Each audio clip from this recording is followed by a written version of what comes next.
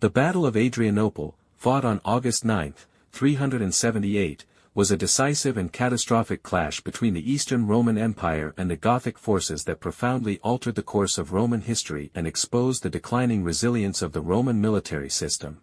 The battle took place near the city of Adrianople, in what is now modern-day Edirne, Turkey, and involved the Emperor Valens leading the Eastern Roman army against a confederation of Gothic tribes primarily composed of the Tervings under the chieftain Fritigern, with support from the Gruthungs and various allied groups including Alans and possibly some Huns. The origins of the conflict stretched back to 376 when vast numbers of Goths sought asylum within Roman territory to escape the violent expansion of the Huns across the steppes of Eastern Europe.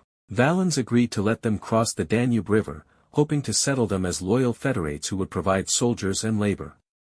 However, the Roman administration proved woefully corrupt and incompetent in managing this migration, with officials exploiting the Goths, extorting their possessions, and even forcing them to sell their children into slavery in exchange for dog meat to stave off starvation.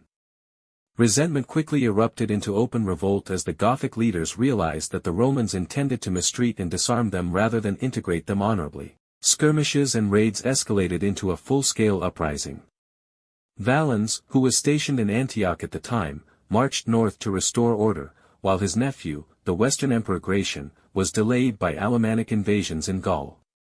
In the summer of 378, Valens assembled an army estimated between 30,000 and 40,000 men, including seasoned legions, auxiliary cavalry, and allied contingents. Although some of his senior commanders, such as the experienced General Victor, urged caution and advised waiting for Gratian's reinforcements, Valens was eager for personal glory and underestimated the Gothic threat, believing that Fritigern's army was only half its actual strength.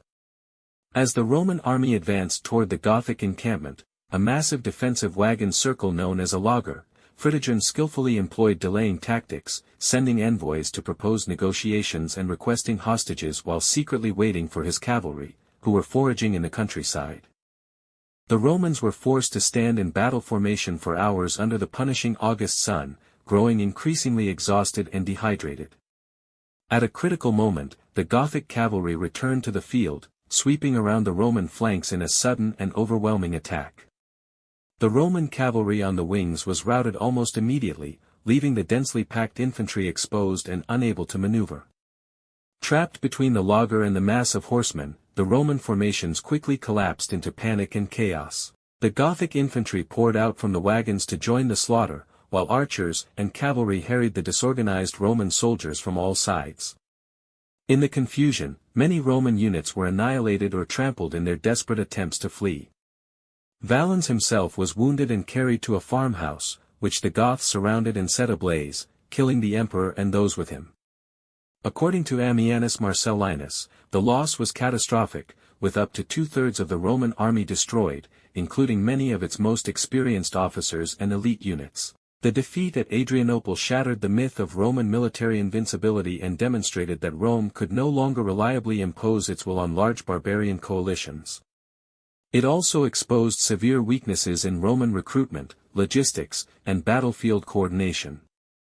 Though the Goths were unable to capture Adrianople or directly overthrow the Eastern Empire, their victory marked a turning point that emboldened other barbarian groups and undermined Roman confidence. The psychological shock of the battle reverberated for generations, foreshadowing the Western Empire's eventual collapse in the 5th century and inaugurating a new era in which barbarian federates and mercenaries would play an increasingly decisive role within Roman borders.